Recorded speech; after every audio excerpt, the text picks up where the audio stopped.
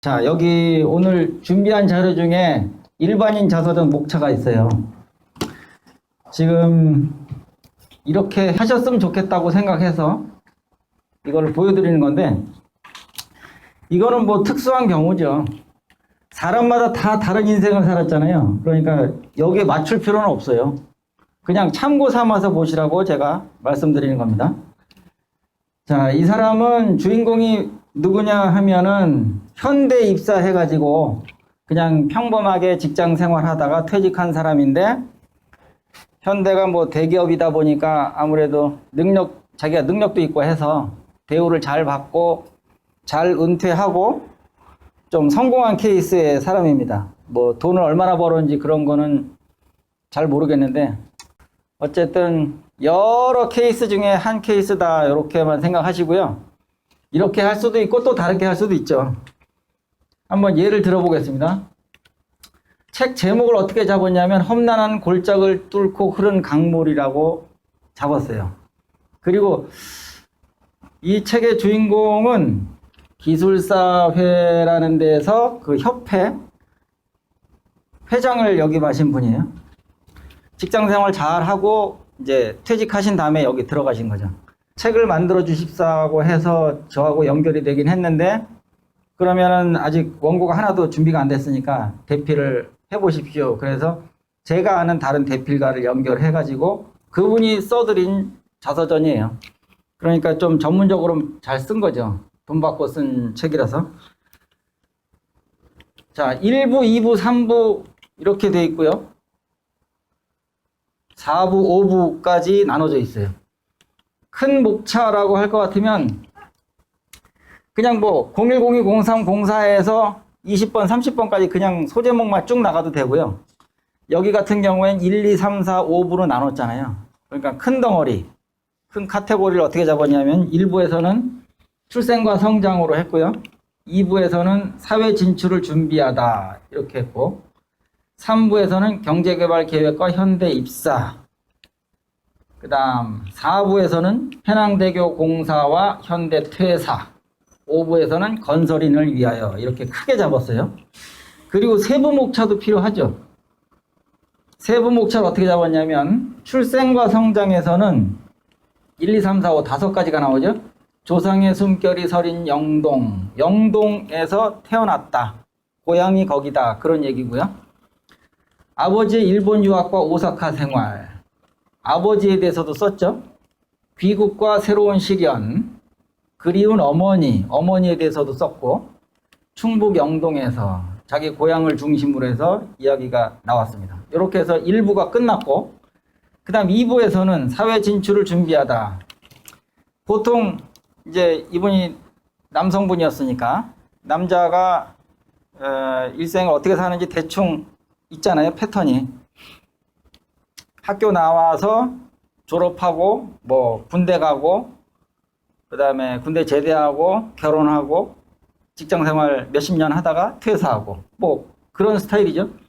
이분도 2부에서는 이제 학교에 관한 이야기를 합니다. 한양대학교 토목과 진학 06번이에요. 07번, 08번 해서 형제 이야기, 결혼과 군입대, 이런 식으로 2부를 완성했습니다. 결혼도 중요하죠. 군대도 중요하죠. 이 하나하나가 다 중요한 사건들이에요.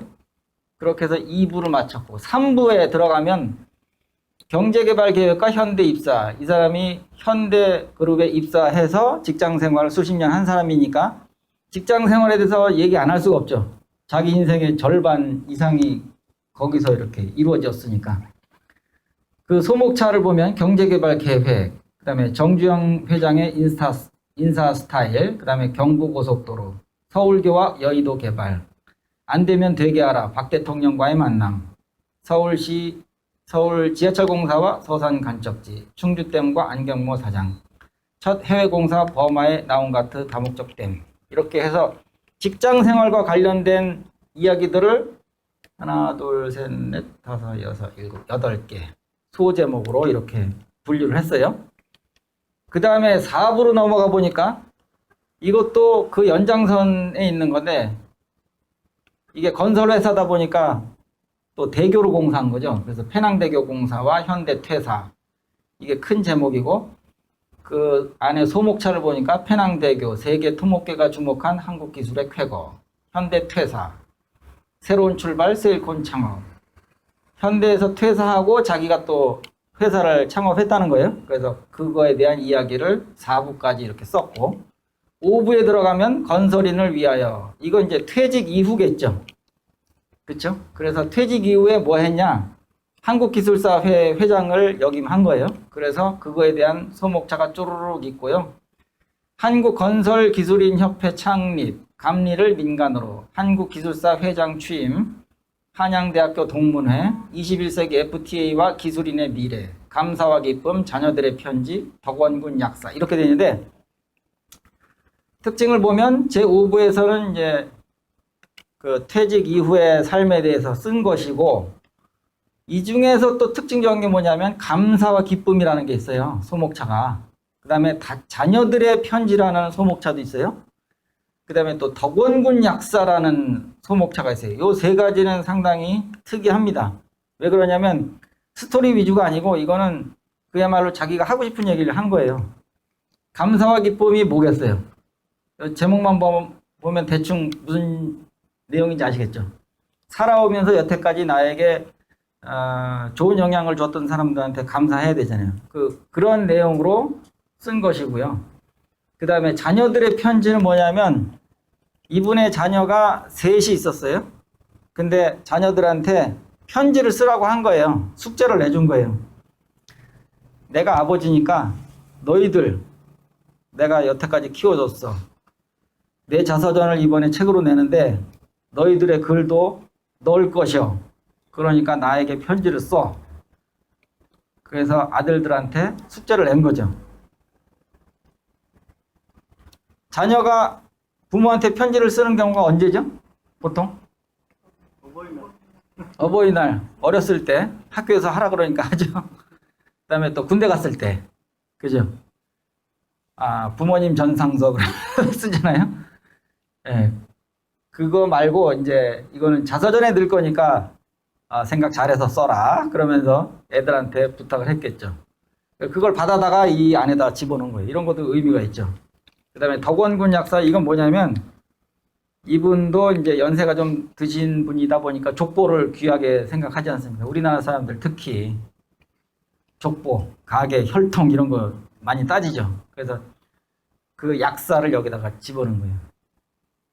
나는 누구의 후손이다. 이런 식으로. 가계도 비슷하게. 자, 자서전에 집어넣을 수 있는 내용들은 굉장히 다양해요.